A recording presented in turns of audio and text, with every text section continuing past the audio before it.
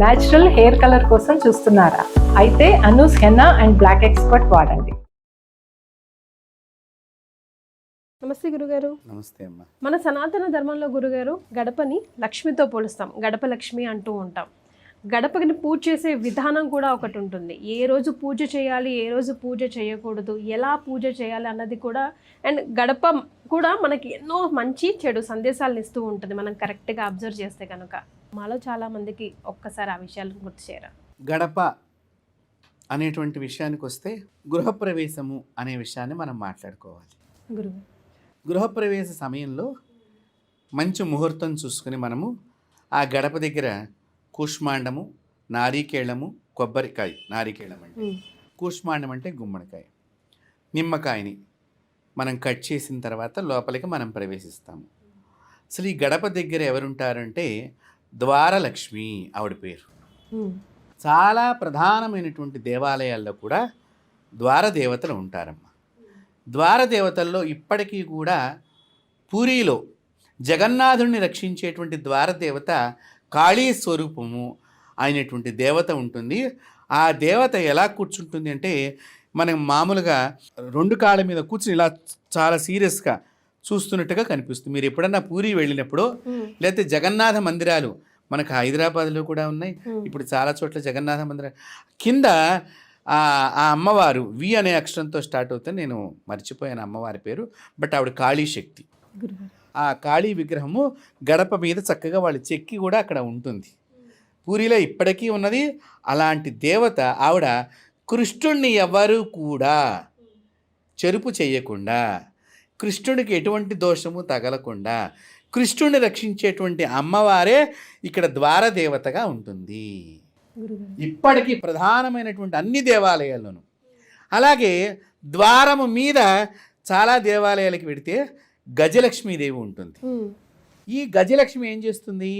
ఈ గృహంలో ఉన్నటువంటి వాళ్ళు అంటే ఆ దేవాలయంలో గజాంతైశ్వర్యము, గజములు ఎట్లయితే అభిషేకం చేస్తూ ఉంటాయో ఆ మాదిరిగా రోజు వీడు అంత అభిషేక ప్రియుడు కావాలన్నట్లుగా వీరి ఇంటిలో ఐశ్వర్యం అంటే ఏమిటి?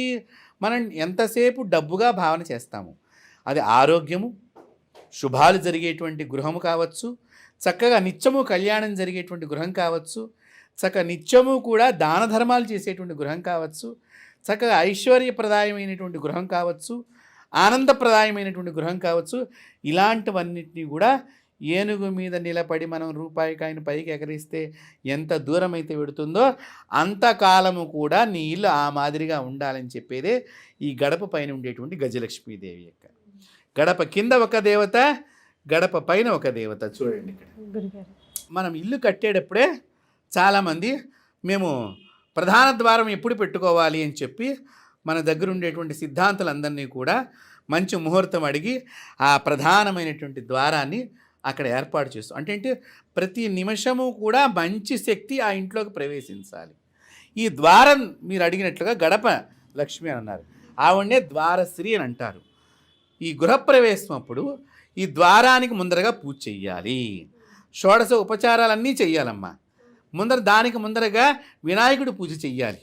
వినాయకుడి పూజ కూడా ఆ గడప మీదనే పసుపు ముద్ద పెట్టి స్వామివారికి పూజించిన తర్వాత మళ్ళీ ఆ దాని మీదనే తమలపాకు వేసి ద్వారదేవతలాగా భావన చేసి ఆ తమలపాకు మీదనే అమ్మవారికి మనం పూజ చేస్తూ ఉండాలి.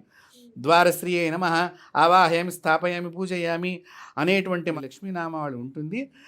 ఆ విధంగానే ఆమెను పూజించి హారతంతా ఇచ్చిన తర్వాత అప్పుడు ముహూర్త సమయానికి ఆ ద్వారదేవత ఎలా రక్షించాలి అంటే బాగా మంచిగా భోజనం చేసి మంచి బలంగా ఉండి ఆ అమ్మవారు లోపల యజమానిని రక్షించాలి.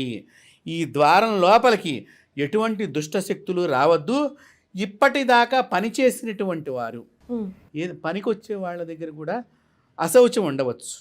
ఎందుకంటే మనం మామూలుగా వాళ్ళకి తెలియదు మైలు వచ్చిందా లేదో తెలియదు, ఎవరి వాళ్ళ చుట్టాలు బంధువులు పోయి ఉండవచ్చు, మళ్ళీ మనం డ్యూటీ మానేసుకుంటే డబ్బులు రావు. ఇలా రకరకాలుగా కట్టే సిమెంట్ వర్కర్స్ దగ్గర కానివ్వండి, కార్పెంటరీ వర్కర్స్ దగ్గర కానివ్వండి, పెయింటింగ్ వర్కర్స్ దగ్గర కానివ్వండి, స్లాబ్ వర్కర్స్ దగ్గర ఎక్కడైనా ఏదైనా దోషాలుంటే ఈ ద్వారము దగ్గర ఈ కూష్మాండాన్ని, నారీకేళాన్ని, నీంబూ ఫలం అంటే నిమ్మకాయని మనము కట్ చేసిన తర్వాత దానికి ఎర్రని కుంకుమ వేసిన తర్వాత బలిగా ఆ ద్వారదేవతకి సమర్పణ చేసిన తర్వాత చక్కని ముహూర్తానికి లోపలికి అడుగు పెడతాం. ఇది ద్వారదేవత యొక్క శక్తి.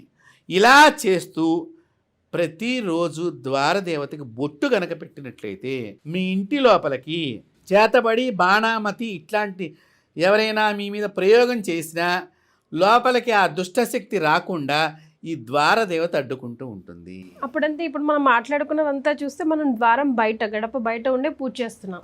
మరి లోపల ఉండి పూజ చేయాలా, బయట ఉండి పూజ చేయాలా, గడప లక్ష్మికి అన్న కాంట్రవర్సీ ఎక్కడి నుంచి వచ్చింది గురువుగారు? అంటే ఇప్పుడు నేను చెప్పిందంతా గృహప్రవేశం ముందర కాబట్టి ఇదంతా బయట నుంచే మనం పూజ చేస్తాము. ఇప్పుడు లోపలికి వెళ్ళాము, లోపలికి వెళ్ళిన తర్వాత కూడా గృహప్రవేశం అయిపోయాం, 1 సంవత్సరం అయిపోయింది.